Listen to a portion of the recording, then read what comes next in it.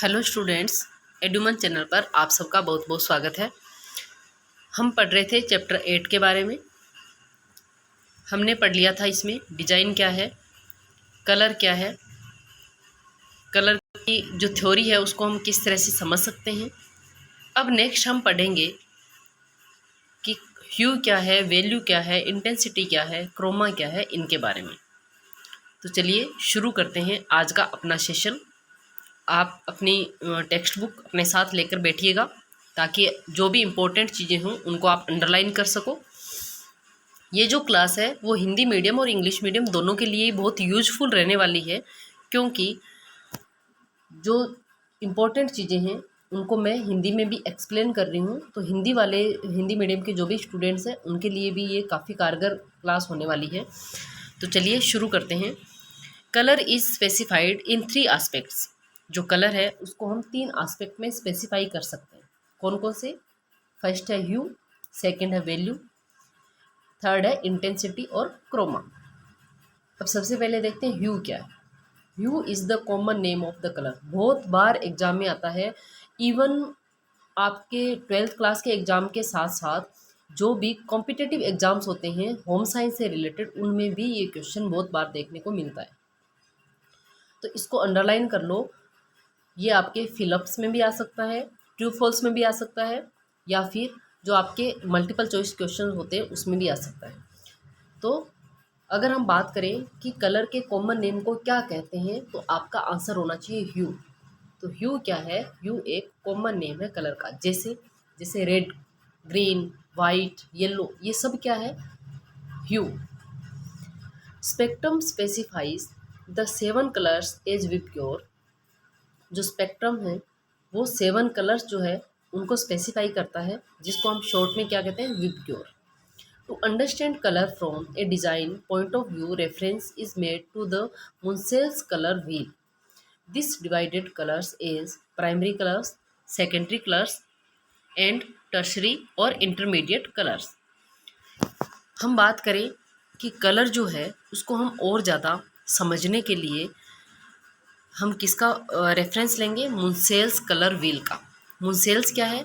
मुंसेल एक साइंटिस्ट का नेम है जिसके द्वारा ये कलर व्हील जो है वो बनाई गई है। तो आपके एग्जाम में भी पूछा जा सकता है कि मुंसेल कलर व्हील के अकॉर्डिंग जो कलर्स है उनको कितने पार्ट्स में डिवाइड किया गया है।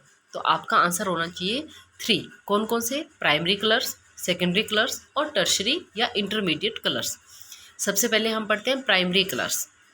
आप लोगों ने छोटी क्लास में भी पढ़ा होगा प्राइमरी कलर, सेकेंडरी कलर्स। तो यहाँ पर भी वही चीज़ है। These can not be produced by mixing any other colour. यानी कि प्राइमरी कलर क्या होते हैं?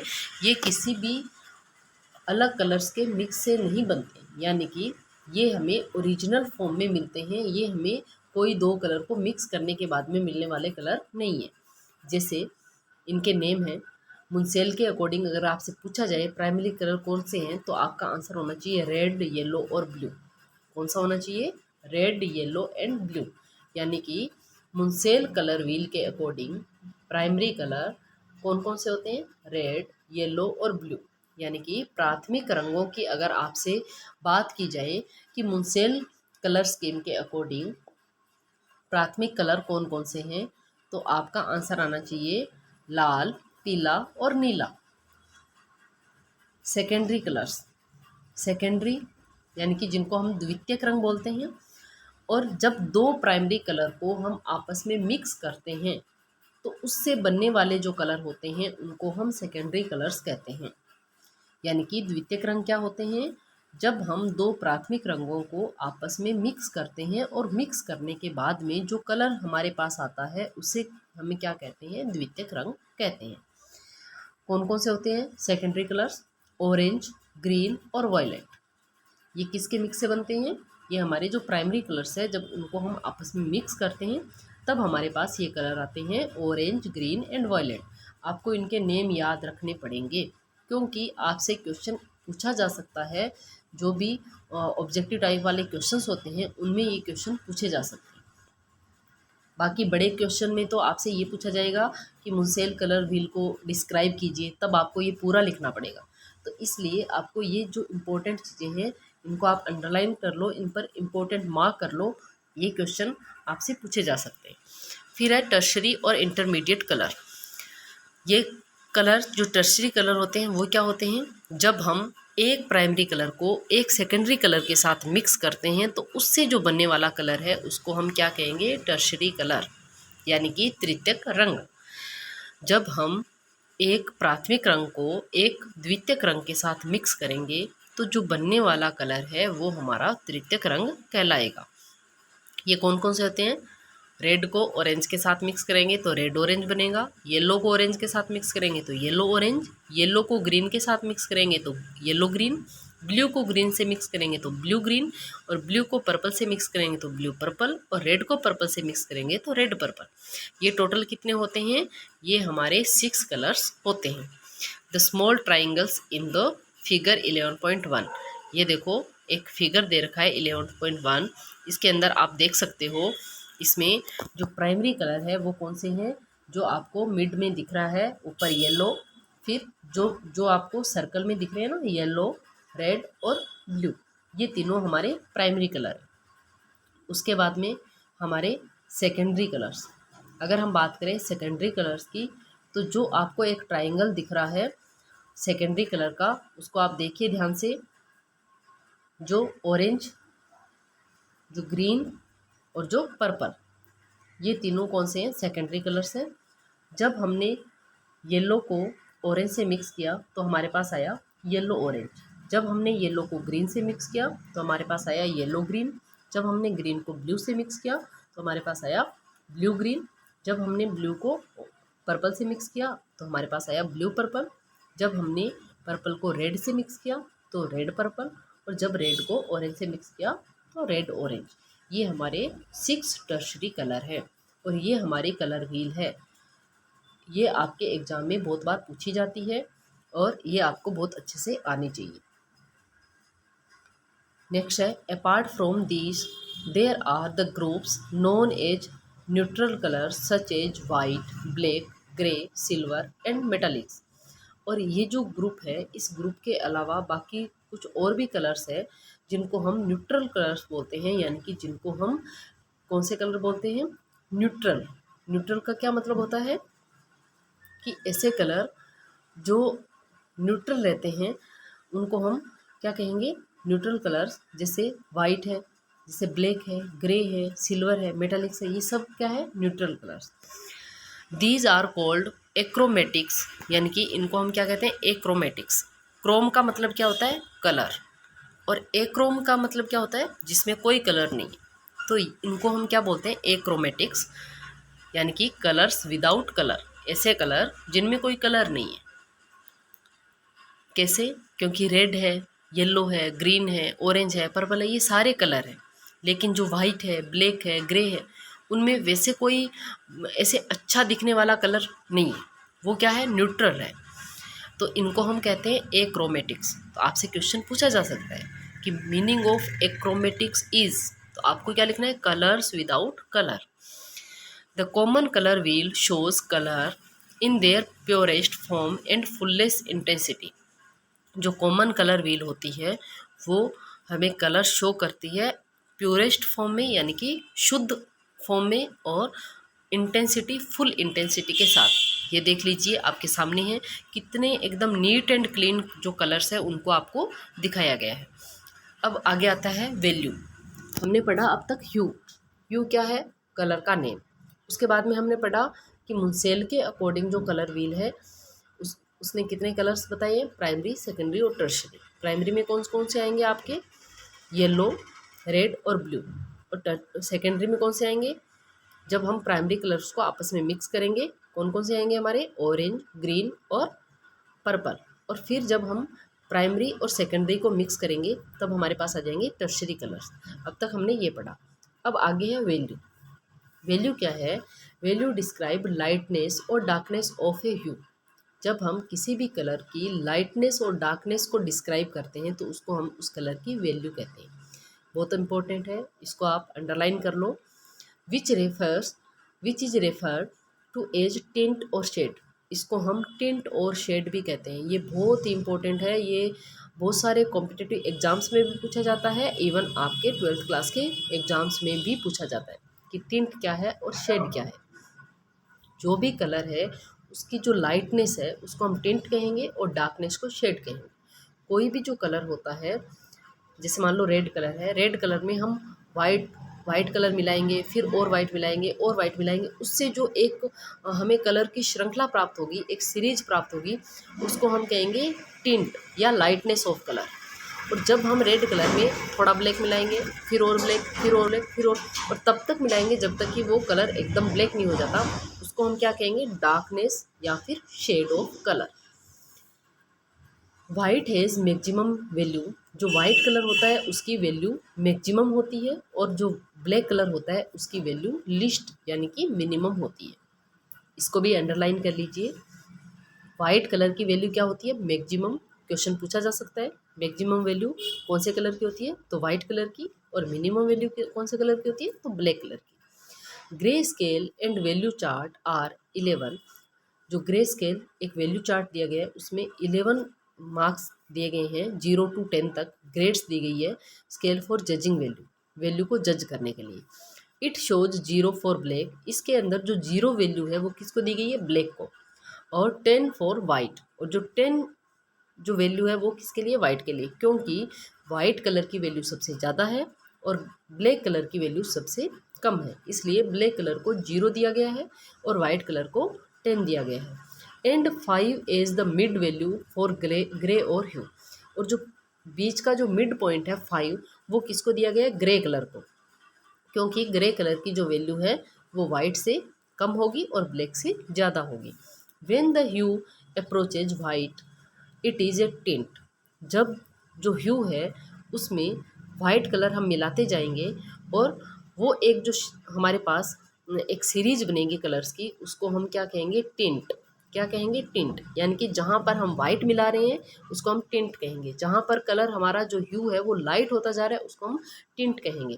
When it approaches black it is a shade, और जब हम उसमें किसी भी ह्यू में हम ब्लैक कलर मिलाते जाएंगे वो एक सीरीज हमें प्राप्त होगी, उसको हम क्या कहेंगे, शेड। जिसमें ब्लैक कलर मिलाएंगे उसको हम कहेंगे शेड, या फिर हम कहेंगे darkness of hue. Grey scale also helps us to जज the equivalent value of any hue, जो ग्रे स्केल है वो हमें हेल्प करता है किसी भी ह्यू की वैल्यू को जज करने के लिए। अब आपके सामने एक ये स्केल दिखाया गया है, इस स्केल को देख लीजिए। 0 to 10 तक इसमें नंबरिंग दी गई है। ब्लैक कलर को 0, ग्रे कलर को 5 और वाइट को 10। इसमें ये देख लीजिए आप, जैसे ही जो ग्रे कलर है उससे अपन ब्लैक की साइड जाएंगे तो हमें क्या मिलेंगे, शेड मिलेंगे, और ग्रे कलर से वाइट की साइड जाएंगे तो वहाँ पर हमें क्या मिलेंगे, टिंट। ये देखो नीचे आपको बहुत अच्छे से दिखाया गया है, ये ग्रे कलर है। ग्रे कलर में हमने जैसे जैसे ब्लैक कलर मिलाते गए तो हमारे पास लास्ट में 0 पर जा कर के एकदम प्योर ब्लैक कलर हमें देखने को मिल रहा है, और इसकी वैल्यू क्या है, मिनिमम होती है 0। जैसे ही हम 5 कलर से इधर 10 की तरफ देखोगे आपको और ज़्यादा लाइट और ज़्यादा लाइट, और 10 पर जाते जाते आपको वाइट कलर देखने को मिल रहा है, यानी कि इसके अंदर क्या मिलाया गया, वाइट। तो इसकी वैल्यू क्या है, 10 सबसे ज़्यादा। जैसे ही हम 5 नंबर से 10 की ओर जा रहे हैं तो हमें क्या देखने को मिल रहा है, शेड, और 5 कलर टू 10 की ओर जा रहे हैं तो हमें क्या देखने को मिल रहा है, टिंट। यानी कि हम जब किसी भी ह्यू में ब्लैक कलर मिलाएंगे तो हमें जो सीरीज मिलेगी वो मिलेगी शेड, और जब हम किसी भी ह्यू में वाइट कलर मिलाएंगे तो जो सीरीज मिलेगी वो मिलेगी हमें टिंट। उम्मीद करती हूँ आप लोगों को ये चीज़ समझ में आ गई होगी। अब इधर देख लीजिए, शेड्स 0 to 5 डार्क वैल्यू और टिंट 10 to 5 लाइट वैल्यू। इसके अंदर ये जो कलर्स हैं जिनमें ब्लैक कलर मिलाया गया है वो क्या है, हमारी शेड्स, और जो हमारा जो लाइट वैल्यू है उसमें हमने वाइट कलर को मिलाया है तो वो क्या है, हमारे टिंट्स। हर कलर का आपको दिया हुआ है, यहाँ पर देख लीजिए। मिड में आपको येलो दिया हुआ है, येलो में ब्लैक ब्लैक मिलाते गए, लास्ट में ब्लैक हो गया। ऑरेंज दिया हुआ है, ग्रीन दिया हुआ है, रेड दिया हुआ है। सभी कलर्स जो है वो आपको प्राइमरी सेकेंडरी टर्सरी सारे कलर्स इसमें आपको दिए हुए हैं। उसमें एक में तो ब्लैक ब्लैक मिलाया हुआ है और शेड्स दिखाया गया है, और एक में वाइट मिला करके टिंट आपको दिखाया गया है। बहुत अच्छे से इसको डिस्क्राइब किया गया है पिक्चर्स के माध्यम से, तो आप इसको देख सकते हैं। नेक्स्ट है क्रोमा और इंटेंसिटी। क्रोमा क्या है या इंटेंसिटी क्या है? ब्राइटनेस और प्योरिटी ऑफ कलर। क्रोमा क्या है? ब्राइटनेस और प्योरिटी ऑफ कलर। किसी भी कलर की जो ब्राइटनेस है, चमक है और प्योरिटी है, उसको हम क्या कहेंगे? क्रोमा या intensity. Dullness results when the colour is blended with other colour. किसी भी कलर में डलनेस कब आएगी? जब हम उस कलर को ब्लेंड करेंगे दूसरे कलर के साथ, specifically with the colour opposite to it on colour wheel. और स्पेसिफिकली जब हम उस कलर के अपोजिट जो कलर है, यानी कि जो हमारे पास कलर व्हील है, कलर व्हील अगर आप देखोगे तो उसमें आपको देखने को मिलेगा। एक बार अपन कलर व्हील देखते हैं। ये देखिए कलर व्हील है, इसमें जैसे येलो है तो येलो के जस्ट अपोजिट कौन सा है? पर्पल। जो रेड है, रेड के जस्ट अपोजिट कौन सा है? ग्रीन। जो ब्लू है उसके जस्ट अपोजिट कौन सा है? ऑरेंज। तो इस तरह से जो ये कलर व्हील है, इसके जो जस्ट अपोजिट वाले जो कलर होते हैं, तो ये क्या है कि क्रोमा क्या है? ब्राइटनेस और प्योरिटी ऑफ कलर है। और जो डलनेस है वो कब आती है किसी भी कलर में? जब हम उसमें कोई दूसरा अदर कलर ब्लेंड करते हैं। स्पेसिफिकली जब हम किसी भी कलर में, कलर व्हील में उसका जो अपोजिट कलर है उसको ब्लेंड करेंगे तो वो कलर कैसा हो जाएगा? डलनेस हो जाएगा। यानी कि उसकी जो क्रोमा है, उसकी जो इंटेंसिटी है या जो ब्राइटनेस है वो क्या हो जाएगी? डल हो जाएगी। अब है रिकॉग्नाइजिंग कलर्स, यानी कि कलर को कैसे पहचानेंगे। Most of us with normal eyesight are able to distinguish between values and intensities of different hues and give them names. Mostly जो नॉर्मल आईसाइट वाले लोग होते हैं, यानी कि हम लोग जो मोस्टली हम जो कलर है उसकी वैल्यूज या इंटेंसिटी जो है उसको हम क्या कर सकते हैं? हम पहचान सकते हैं, उसको हम डिस्टिंग्विश कर सकते हैं, उसको हम जो एक अंडरस्टैंड जो है वो कर सकते हैं। अलग अलग जो ह्यूज है और अलग अलग जो नेम है उनको हम पहचान सकते हैं। कैसे? जैसे कि ब्रिक रेड, जैसे मान लो रेड कलर है तो रेड कलर के भी बहुत सारे शेड्स आते हैं, जैसे ब्रिक रेड है, ब्लड रेड है, टोमेटो रेड है, रूबी रेड है, कैरेट रेड है। Colour names are derived from natural sources. जो कलर के नेम है वो हमने कहाँ से लिए? नेचुरल सोर्सेज से। जैसे फ्लावर से ले लिए, ट्रीज से ले लिए, वुड से ले लिए, फूड से, fruit, vegetables, spices, birds, animals, furs, stones and metals, minerals, earth, pigment and paint, among many others. यानी कि बहुत सारे नेचुरल जो सोर्सेज है उनसे ही हमने जो कलर्स के नेम है वो लिए हैं। तो मोस्टली हम लोगों की जिनकी नॉर्मल आईसाइट होती है वो जो कलर है या जो ह्यू है उनमें डिफरेंट कर सकते हैं, यानी कि वैल्यूज और इंटेंसिटी है उनको पहचान सकते हैं। जैसे रेड कलर का अगर हमें अलग अलग शेड्स देखने को मिलेंगे तो हम उनको भी पहचान पाएंगे कि ये कौन सा रेड है? ब्रिक रेड है। ये कौन सा रेड है? ब्लड रेड है। ये कौन सा रेड है? टोमेटो रेड है। तो इस तरह से हम जो कलर है उनकी वैल्यूज को, उनकी इंटेंसिटी को पहचान सकते हैं। और जो भी कलर्स है उनके नेम हमें कहाँ से मिले हैं? नेचुरल सोर्सेज से। नेचुरल सोर्सेज के यहाँ पर एग्जांपल दे रखे हैं, जैसे हमारे फूल हैं, पत्तियाँ हैं, पेड़ है, पौधे हैं, हमारे फल है, सब्जियाँ हैं, या जो भी नेचुरल जो चीज़ें हैं वहाँ से हमें क्या मिले हैं? कलर्स के नेम मिले हैं। In each group, you may be able to see reds and pinks, yellow and orange, purple and violet, blues, greens, browns and grays. Her group में अगर आप देख रहे हो तो आपको देखने को मिलेगा red, pink, yellow, orange, purple, violet, ये सारे colours. Names often have regional flavour. जो नेम्स है वो हमें ऑफ ज़्यादातर कैसे देखने को मिलेंगे? Regional flavour. Thus a name of one area may not mean the same to the people of another area. तो जो नेम है एक एरिया का, उसका मीनिंग जो है वो दूसरे एरिया के लिए सेम हो, ये कोई ज़रूरी नहीं है।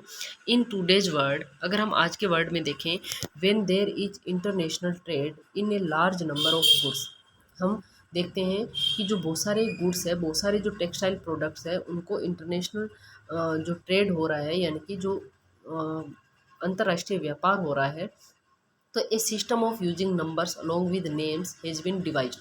तो हम उसको एक सिस्टम, यानी कि एक नंबरिंग दे रखी है और उस नंबरिंग को यूज करके ही हम उसका जो है ट्रेड वो करते हैं।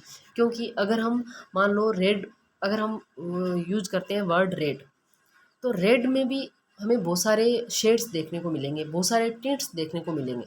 तो ज़रूरी नहीं है कि जो चीज़ जिसको मैं रेड बता रही हूँ सब जगह उसको सेम कंसिडर किया जाए। इसके लिए हमने क्या कर रखा है, हमने ट्रेड के अकॉर्डिंग एक नंबरिंग जो है वो दे रखी है गुड्स को, कि इस पर्टिकुलर नंबर वाला जो है जो भी वस्तु है या जो भी फैब्रिक है उसका कलर ऐसा होगा, इस नंबर का ऐसा होगा, इस नंबर का ऐसा होगा।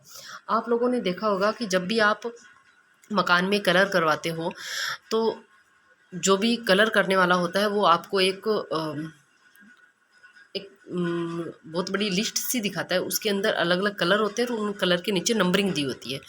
आप लोग ने ये ट्राई किया होगा कि जब हम स्टिचिंग करते हैं तो स्टिचिंग के लिए जो हम धागा लेके आते हैं, जो रील लेके आते हैं, वो रील लेने के लिए जब हम दुकानदार के पास जाते हैं तो उस दुकानदार के पास भी एक ऐसे बुकलेट होती है और उसके अंदर अलग अलग कलर्स दिए होते हैं और उन कलर्स के नीचे नंबरिंग लिखी होती है, और वो जो कलर है, जिस कलर का हमें धागा चाहिए वो उससे मैच करता है और फिर उसके बाद में वो हमें उस नंबर का धागा निकाल के दे देता है। इसी तरह से आप लोगों ने जब लेगिंग्स लेने के लिए हम जाते हैं दुकानदार के पास, तो वो भी हमें एक चार्ट दिखाता है, उस चार्ट में अलग अलग कलर्स जो है वो हमें दिखाए रहते हैं। तो उसी तरह से अगर हम बात करें तो एक नंबरिंग सिस्टम यूज करते हैं हम, जिससे हम उस पर्टिकुलर चीज़ को हमने एक अलग नंबर दे रखा है, और इसको हम क्या कहते हैं, द पेंटोन शेड कार्ड। क्या कहते हैं हम उसको, Pantone shade card. All possible hues या tints and shades in varying intensity. और इसके अंदर जो ये पेंटोन शेड कार्ड है, इसके अंदर जितने भी पॉसिबल ह्यूज, जितने भी पॉसिबल टिंट और जितने भी पॉसिबल शेड्स हो सकते हैं अलग अलग इंटेंसिटी के साथ, उनको इसमें दिखाया जाता है। जैसे येलो कलर के जितने भी पॉसिबल टिंट बन सकते हैं, जितने भी पॉसिबल शेड्स बन सकते हैं, उनको इस कार्ड में दिखाया गया है। जितने भी ग्रीन कलर के, जितने भी ऑरेंज, जितने भी हमारे पास ह्यू हैं, उन ह्यू के जितने भी पॉसिबल टिंट और शेड बन सकते हैं उनको इस कार्ड के अंदर दिखाया गया है। तो अब आपके क्वेश्चन आ सकता है कि what is Pantone shade card. तो इसको आपको एक्सप्लेन करने को बोला जाए तो आप इसको बोल सकते हो कि आजकल के वर्ल्ड में जो इंटरनेशनल ट्रेड होता है, तो इतने लार्ज नंबर में जो गुड्स होते हैं उनको हमने एक नंबरिंग सिस्टम दिया हुआ है और उस नंबरिंग सिस्टम के द्वारा ही हम उनको पहचानते हैं। और जो पेंटोन शेड कार्ड है उसके अंदर जितने भी पॉसिबल ह्यूज, टिंट और शेड है अलग अलग इंटेंसिटी के, उनको हमने दिखाया हुआ है। Each has been given a code number, और हर एक को हमने एक कोड नंबर दिया हुआ है विच इज रिकॉग्नाइज इंटरनेशनली, और उनको हम अंतर्राष्ट्रीय स्तर पर पहचान सकते हैं। This helps in fashion forecasting and when order for products are given in foreign lands. और ये जो पेंटोन शेड कार्ड है ये हमारे फैशन फोरकास्टिंग के लिए भी ज़रूरी है, यानी कि जो फोरकास्टिंग क्या होती है, पूर्वानुमान लगाना, यानी कि हम जो फैशन का पूर्वानुमान लगाते हैं उसमें भी हमारी हेल्प करता है। इसके साथ ही साथ अगर हम फॉरेन में किसी भी प्रोडक्ट का ऑर्डर देते हैं तो उसमें भी ये पेंटोन शेड कार्ड हमारी हेल्प करता है। जैसे इसमें आपको नंबर दिखाए हुए हैं, PMS 100, PMS 101, PMS 102। तो अगर हम कोई चीज़ का ऑर्डर देते हैं और उसमें हम बोलते हैं कि हमें चाहिए PMS 102, तो आपको ये जो PMS 102 में कलर है वो सेम कलर आपको मिलेगा। बाकी अगर आप बोलोगे कि हमें येलो कलर चाहिए तो इनमें से कोई सा भी शेड, कोई सा भी टिंट आपको मिल सकता है, लेकिन हमें अगर एग्जैक्ट चाहिए तो हम इस नंबरिंग का यूज करेंगे तो हमें एग्जैक्ट चीज़ जो है वो मिल जाएगी। अब नेक्स्ट है कलर इन फैब्रिक। फैब्रिक में कलर क्या होता है। Colour can be seen in fabric in various design form.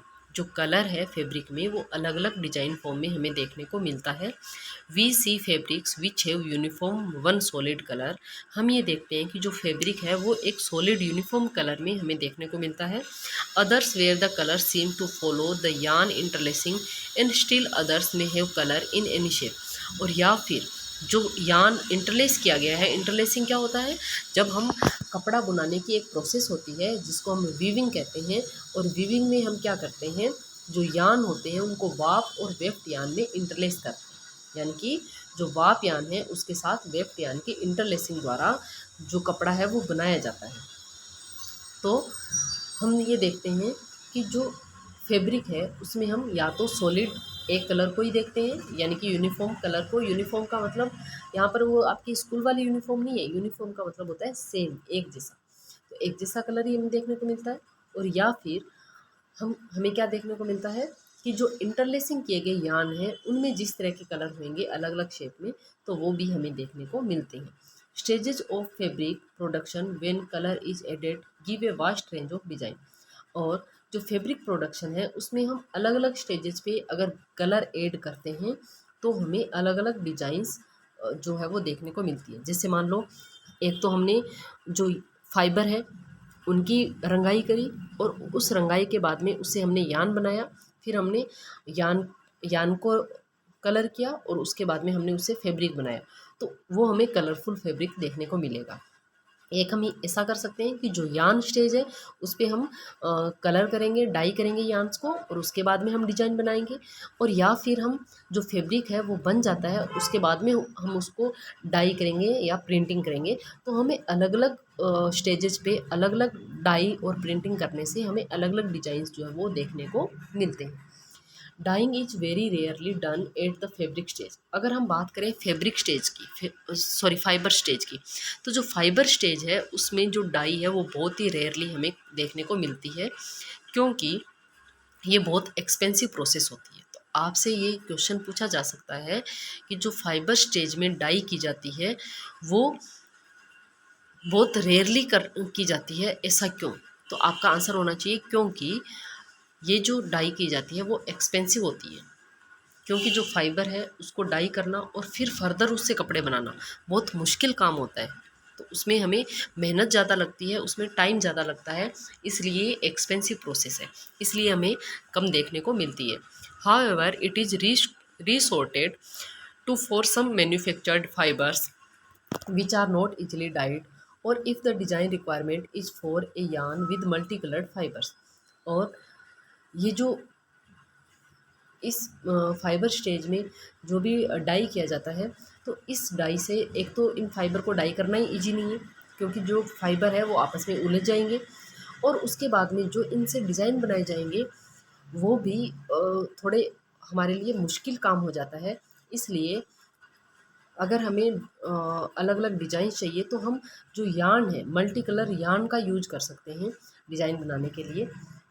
Next है dyeing done at yarn stage.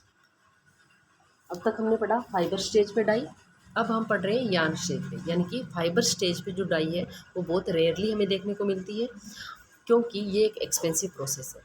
Fibre के बाद में हम क्या बनाते हैं, यार्न बनाते हैं। तो जो यार्न स्टेज पे डाई है उससे हमें बहुत सारे मल्टी फेरियस डिज़ाइंस जो है वो हमें देखने को मिलते हैं, जैसे वूवन स्ट्रिप्स है, चेक्स है, प्लेट्स है। ये जो डिज़ाइन है इनके नेम आपको याद रखने पड़ेंगे कि जो यार्न स्टेज पे डाई करते हैं तो कौन कौन से डिज़ाइंस हमें देखने को मिलते हैं। तो आपको देखने को मिलेगा woven stripes, checks, plaids, even simple chambrays, ये सारे डिज़ाइन जो आपको देखने को मिलेंगे। Brocade and jacquard patterning is produced by weaving dyed yarn. यानी कि जो यान है, जो धागे हैं, उनको रंगने के बाद में जब वीविंग की जाती है, जब कपड़ा बुनाया जाता है, तो उससे हमें ब्रोकेड और जेकार्ड पैटर्न जो है वो भी देखने को मिलते हैं। यानी कि जो ब्रोकेड और जेकार्ड के कपड़े बनाए जाते हैं उनके लिए भी धागे को पहले से डाई किया जाता है। तो ये क्वेश्चन आपके आ सकता है, काफ़ी इंपॉर्टेंट क्वेश्चन है, इसको अंडरलाइन कर लो। Brocade and jacquard patterning is produced by weaving dyed yarn. When yarns are tie dyed it results in beautiful ikat pattern. और जब हम यार्न को टाई एंड डाई प्रोसेस के द्वारा डाई करते हैं तो उससे जो भी कपड़े बनाए जाते हैं उससे बहुत सुंदर इक्कत पैटर्न बनता है। अब बात आती है इक्कत पैटर्न होता क्या है। तो ऐसे वस्त्र जिनको हम यार्न स्टेज पे टाई एंड डाई करते हैं और उसके बाद में जो कपड़े हैं वो बनाए जाते हैं उनको हम इक्कत फैब्रिक कहते हैं। जो धागा होता है, धागे को टाई एंड डाई, टाई का मतलब होता है बांधना, डाई का मतलब होता है रंगना। धागे को हम बांधते हैं अलग अलग पैटर्न पे और फिर उसको कलर में डाई करते हैं, फिर उसके द्वारा उस रंगे हुए धागे को सुखाया जाता है और उसके द्वारा सुंदर सुंदर डिजाइन में वस्त्र बनाए जाते हैं, उनको हम इक्कत पैटर्न कहते हैं। तो इसको अंडरलाइन कर लो, इम्पोर्टेंट लगा लो, क्योंकि ये भी बहुत इंपॉर्टेंट है आपके लिए। नेक्स्ट है डाइंग एट फैब्रिक स्टेज। अब तक हमने पढ़ा डाइंग एट फाइबर स्टेज, फिर पढ़ा डाइंग एट यार्न स्टेज। अब नेक्स्ट है डाइंग एट फैब्रिक स्टेज, यानी कि हमने फाइबर को भी नहीं रंगा, यार्न को भी नहीं रंगा, अब हम डायरेक्ट किसको रंग रहे हैं, फैब्रिक को। पहले में हमने क्या किया, फाइबर को डाई किया, दूसरे वन में क्या किया, यार्न को डाई किया। अब थर्ड में हम क्या करेंगे, डायरेक्ट फैब्रिक को ही डाई करेंगे। तो ये मोस्ट कॉमन मेथड है, यानी कि सबसे ज़्यादा जो डाई है वो किस में की जाती है, फैब्रिक स्टेज पे, यानी कि कपड़ा बनाने के बाद में डाई किया जाता है। It may be done to produce simple single coloured fabric, और ये हमें सिंपल सिंगल कलर फैब्रिक जो है वो प्रोड्यूस करने के लिए हम इस प्रोसेस को अपनाते हैं। यानी कि जो हमने कपड़ा बनाया, कपड़ा बनाने के बाद में जो एक डाई है और उसका घोल तैयार किया और उस कपड़े को उसमें डाला और उसको निकाल कर सुखा दिया, तो एक सिंगल कलर जो है हमें देखने को मिलेगा। And also as designed materials through tie and batik, और या फिर हम क्या कर सकते हैं, जो कपड़ा है उसको बनने के बाद में हमने उसको बांधा अलग अलग जगह से और फिर उसको डाई किया, यानी कि टाई एंड डाई। और बाटिक क्या होता है, बाटिक प्रिंट जो है उसमें अलग अलग हम जो मोम होता है उसको काम में लेते हैं। मोम लगा दिया जाता है कपड़े पे डिजाइन के अकॉर्डिंग और फिर उस कपड़े को डाई किया जाता है।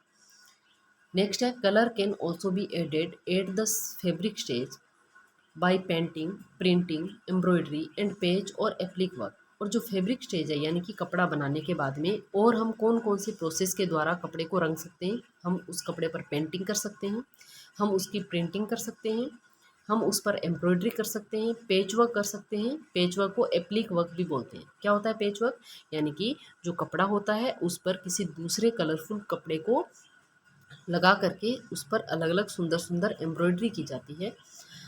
And also as design materials through tie and batik, sorry, and here the colour application can be in any shape और फॉर्म, और या फिर हम कलर को अलग अलग शेप और अलग अलग फॉर्म में भी अप्लाई कर सकते हैं। Textile designers need to have a sound knowledge of the dyeing properties of different fibres and fabric, और जो भी टेक्सटाइल डिजाइनर्स होते हैं उनको इस जो भी फैब्रिक है या जो भी फाइबर है उनको किस तरह से डाई करना है, किस तरह की जो फाइबर या फैब्रिक की प्रॉपर्टीज़ है उसके अकॉर्डिंग उसको कौन से कलर से डाई करना है, इस सारी चीज़ों की जो नॉलेज है वो एक टेक्सटाइल डिज़ाइनर को होनी चाहिए। जब उसको अच्छी नॉलेज होगी, जो भी टेक्सटाइल डिज़ाइनर है उसको ये नॉलेज होगा कि ये जो फाइबर है या ये जो फैब्रिक है वो हमें वेजिटेटिव सोर्सेज से मिला है, तो इसमें हमें नेचुरल डाई करनी है या हमें सिंथेटिक डाई करनी है, केमिकल डाई करनी है। तो जब उसको इन चीज़ों का नॉलेज होगा तो वो जो कलर है वो काफ़ी अच्छा जो फैब्रिक है वो हमें देखने को मिलेगा। Depending upon the requirement of the final product they decide the stage and technique of colour application, और जो जो भी फाइनल प्रोडक्ट होता है उसकी रिक्वायरमेंट किस तरह की है उसी के आधार पे ये डिसाइड किया जाता है कि जो कलर है वो कौन सी स्टेज पे अप्लाई करना है और कौन सी टेक्निक जो है उसमें लगानी है। यानी कि अगर हमें कोई इकत का पैटर्न बनाना है, यानी कि हमें कोई इकत की साड़ी बनानी है, इकत की साड़ी कहाँ की फेमस है, गुजरात की फेमस है। तो अगर मान लो हमें इकत की कोई साड़ी बनानी है या इकत का कोई पैटर्न बनाना है, तो हमें क्या करना पड़ेगा, हमें उस कपड़े की रंगाई यान स्टेज पे करनी पड़ेगी। और कैसे करनी पड़ेगी, टाई एंड डाई के द्वारा।